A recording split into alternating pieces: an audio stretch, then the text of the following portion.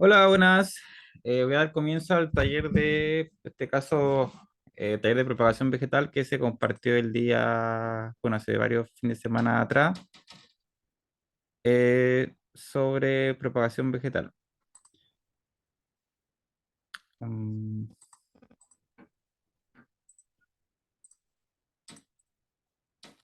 un poquito.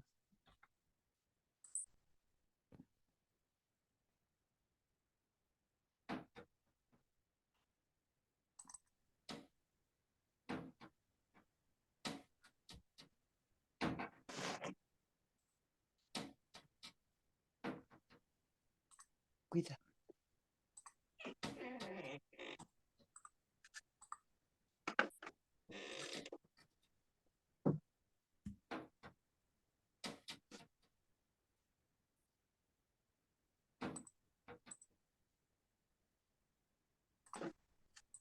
Y ahí silencié a todos y ahora voy a compartir pantalla para que veamos el taller. Ya, bueno, este fue el taller que se compartió fin de semana, hace 3 fines de semana pasados más o menos, que tiene que ver con lo que es la reproducción de semilla y por esqueje. La primera parte, como ustedes pueden ver, tiene que ver con la semilla. Hay dos tipos de reproducciones, una que es sexual y la otra es asexual.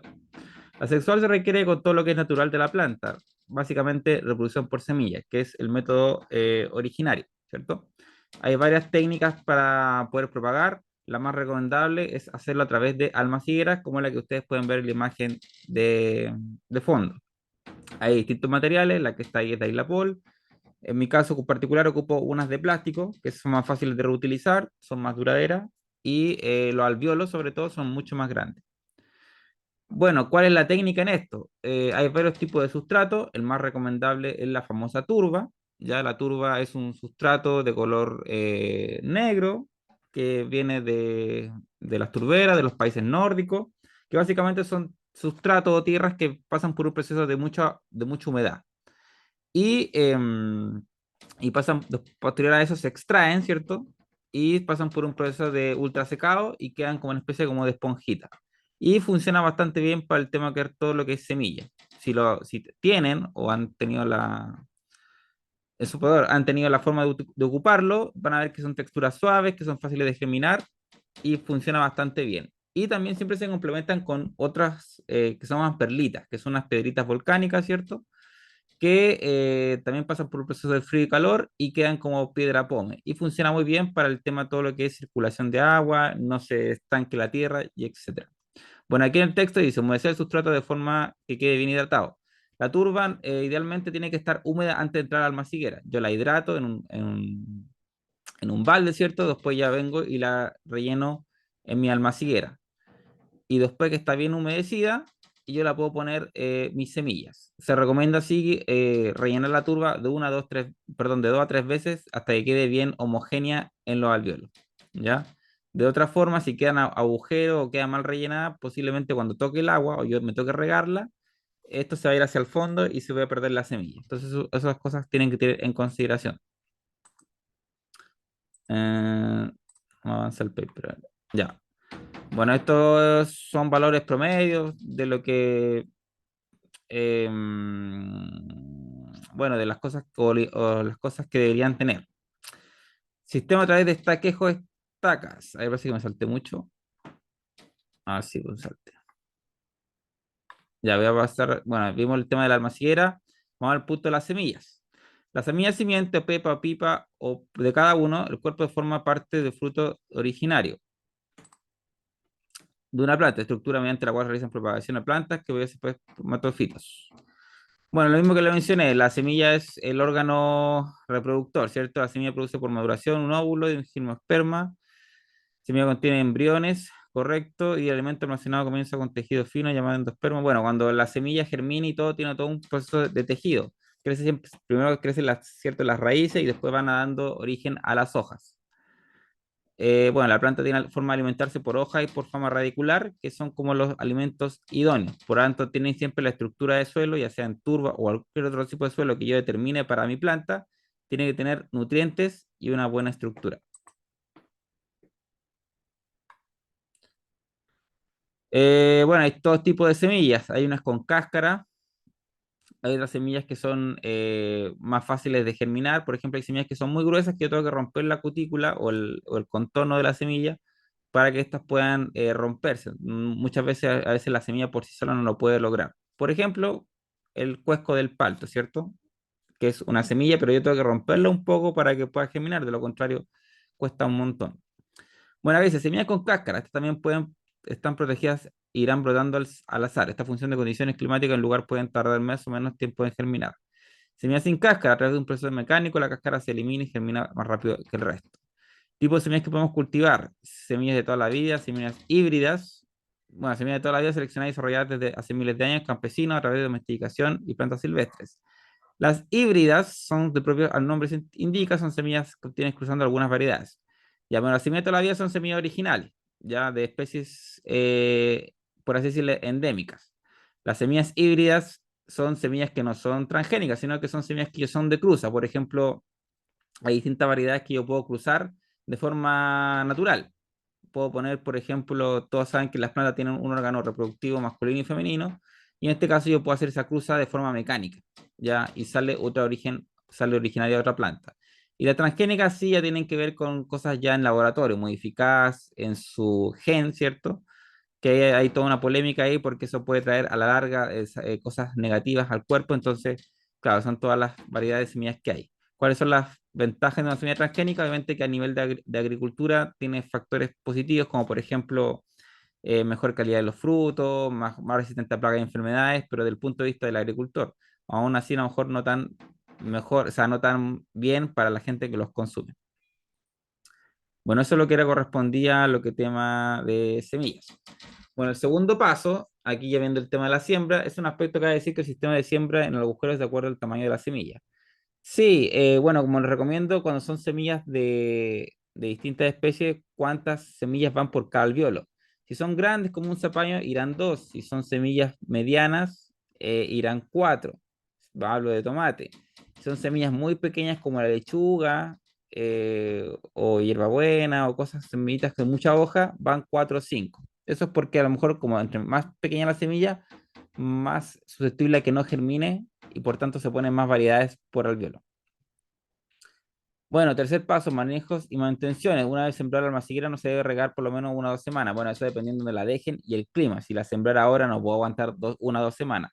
Yo recomendaría, si están bajo techo, por lo posiblemente después de 3, 4 días. En el caso de hoy, con el clima que tiene ahora. Se deben ubicar en espacios con temperaturas cálidas, pero sin estar expuestas de forma directa al sol. Sí, entre más cálida la temperatura, las semillas germinan mucho mejor. Pasadas 2 semanas se puede aplicar riego, o en este caso, como les dije, por calor y clima de 3 a 4 días, ¿cierto? Regar con mucho cuidado. Obviamente si las plantas empiezan a germinar hay que tener cuidado con regar, no es regar así encima de la plantita porque se va a romper lo poco y nada que está saliendo. Entonces siempre se rega por el contorno de la plantita. Y luego de 40 a 25 días, dependiendo de la especie, podrán observar que ya empiezan a germinar sus semillitas. Puede que alguna, en este caso, como hay más calor, en 4 días, 1 semana, deberían estar germinando y a lo mejor en ese plazo de 20 o 45 días ya puede ya trasplantarla. El sistema de spilding o almacenamiento es uno de los más tradicionales que existe, uno de los que más se ocupa del cultivo intenso. Sí, en toda la agricultura, las grandes semilleras o los que venden plantines ocupan almacenamiento. Bueno, ahora sí con el tema del esqueje. Bueno, el tallo o la planta semiherbácea o semileñosas, idealmente para poder yo realizar un esqueje, que es básicamente un tallito de una planta para yo propagarla, de 10 a 15 centímetros más o menos para que tengan dimensiones como el largo de un lápiz, ¿ya? Idealmente de un grosor igual o un poquito mejor, de unos 5 centímetros diría yo. Si es muy delgado y el tallo está como muy quebradizo, no les va a funcionar. Tijeras de podar y enraizante en polvo. Esto es sugerencial, pero obviamente que entre más cosas yo ocupe, más factible o más mejor porcentaje de germinación, o sea, de que el esqueje me resulte, va a ser mucho mejor. Bueno, el primer paso es cuando yo saco una varita de la que sea, especie que quiero propagar, ese es más o menos la imagen ideal. Y sacar las mayores hojas que yo pueda. No sacar todo, porque la planta tiene que alimentarse de alguna forma, porque obviamente al no tener raíces, la planta come por las hojas. Pero si yo tengo mucha hoja, le voy a dificultar el crecimiento a la parte radicular. Entonces yo tengo que simplemente cortar algunas hojitas, brotes más nuevos, dejar una que otra adulta, obviamente más sana, y de ahí aplicar el producto enraizante, ya sea en líquido o en polvo, y de ahí yo puedo insertar mi esqueje. Obviamente que insertarlo requiere también un sustrato ideal. Puede ser turba o puede ser fibra de coco o puede ser perlita. También sirve bastante bien. Con lo que dice el texto es lo primero que se debe realizar es antes de aplicar enraizante el tallo es limpiarlo, podar su mayoría de hojas dejando solo un par idealmente. No se realiza para que la especie vegetal trabaje lo menos posible, como le expliqué en su momento. ¿Ya? Y bueno, segundo paso, aplicar enraizante pudiendo ser líquido en polvo. Antes de aplicar enraizante se hace un corte diagonal, el tallo en forma de estaca, ¿correcto? Luego se hidrata la parte del tallo en la que se aplicará el enraizante, como puede ser el líquido en polvo. Y posterior al corte hidratando el tallo, se procede a hurtar el tallo enraizante en polvo. El enraizante en polvo son hormonas que son hongos benéficos. Ya hay en la agricultura o en el subsuelo hay bastantes microorganismos que funcionan de forma natural para que las plantas tengan un mejor enraizamiento. Y en este caso, esto se cultivó, se empaquetó, ¿cierto? Para que también pudiera funcionar para este mismo manejo que es la parte de la esqueje, tanto en líquido como en polvo. Pero no son productos químicos en sí, sino son productos que son de extracto natural que se envasaron para que puedan ser conservados para esta aplicación. Tercer paso, trasplante en maceta. Bueno, ya una vez que el esqueje salió, más o menos los días son de 30 a 40 días, aprox, ya pueden pasarlo a trasplantar. Por ejemplo, en el caso de que hubieran hecho un esqueje y estos son las raíces, bueno, está más que bien, ¿cierto? Entonces ya puedo trasplantar. No recomiendo que se hacen un esqueje y tengan unos cuantos pelitos, trasplanten. Ya tiene que ser la raíz un poco más firme. Si no, lo que va a pasar es que la planta no se va a firmar bien y no va a resultar. Lo otro es el espacio de la maceta. No, si salió un esqueje, no vayan a aplastar una maceta muy grande. Macetas pequeñas, hablamos de 1 litro, de 500 ml, ¿ya? Si la idea es que la planta se acentúe. Eso es lo ideal. Bueno, debe transcurrir el tiempo estimado, se procede a trasplantar el tallo sustrato hidratado con anterioridad. Idealmente se debe quedar bien adherido, el sustrato debe estar sembrado por lo menos 40 días y luego se va a aplicar después de 2 semanas. Sí, más o menos ya yo me acentúo la planta. Bueno, lo que pasa es que el esqueje yo tampoco lo puedo revisar. Un ejemplo, por ejemplo, yo no puedo estar sacando el tallo a cada rato y viendo si están saliendo raíces o no. Así que el mejor indicio de que está funcionando bien es que los primeros 2 días la planta no se me murió, o sea, no se lació, la planta ya sigue como cierta forma vigorosa. Y lo segundo que tengo que estar bien observativo es que vayan habiendo brotes pequeños, o sea, que la planta está de una forma sobreviviendo. Entonces eso me puede ayudar bastante a tener yo una idea de qué me está resultando. Y obviamente que esto es lo mejor, o sea, si yo voy a sembrar en almaciguera y que todo esto esté brotando. No siempre un 100%, pero es lo más ideal.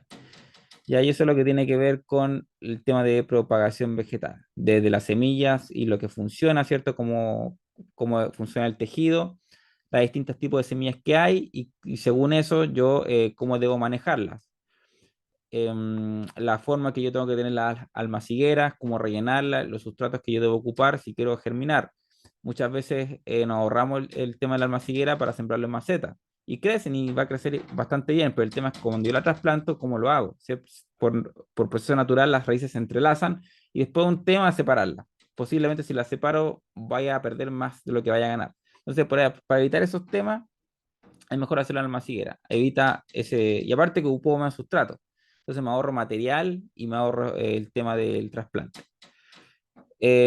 Bueno, rellenado y cuántas semillas tienen que estar por alveolo, se lo quedó claro. Los post siembra, ¿cierto? ¿Qué debo hacer? Ya, los riegos, bastante precaución con los riegos. El tema de la esqueje, los materiales que necesitan para que sea lo más efectivo posible. Los manejos que tienen que hacer en base a podas, ¿cierto? También pueden ocupar productos idealmente para mejor porcentaje de efectividad. Y bueno, una vez que las raíces ya estén firmes, bien sanas, yo recién puedo trasplantar. ¿Ya? Bueno, cualquier información, yo siempre estamos complementando en redes sociales, en Instagram como en Facebook, cualquier tips relacionado con lo mismo que le mencioné. Bueno, y hay más tipos, más videos en humorecicla.cl. ¿Ya? Así que ahí pueden revisar. En todo caso, lo que les conversé, yo justo lo grabé y para que lo puedan visualizar. Ya, las preguntas me las pueden hacer por el grupo de WhatsApp. Yo voy a estar justo ahora revisando unas cosas y voy a estar atento al celular. Así que las preguntas me las pueden hacer ahí y ahí yo les voy a ir contestando con audio o con texto, dependiendo de qué tan larga sea la respuesta. Así que eso, ahí les comparto por YouTube el taller para que si lo quieren revisar de nuevo o lo quieren compartir, se los voy a dejar ahí en un ratito más. Ya, así que gracias por asistir. Estamos viendo el próximo fin de semana. Yo creo que ahí ya confirmamos con el taller de plagas y enfermedades para que los que estén acá en Arica puedan participar. Y nos estamos viendo. Que pasen bonito, que descansen. Chao, chao.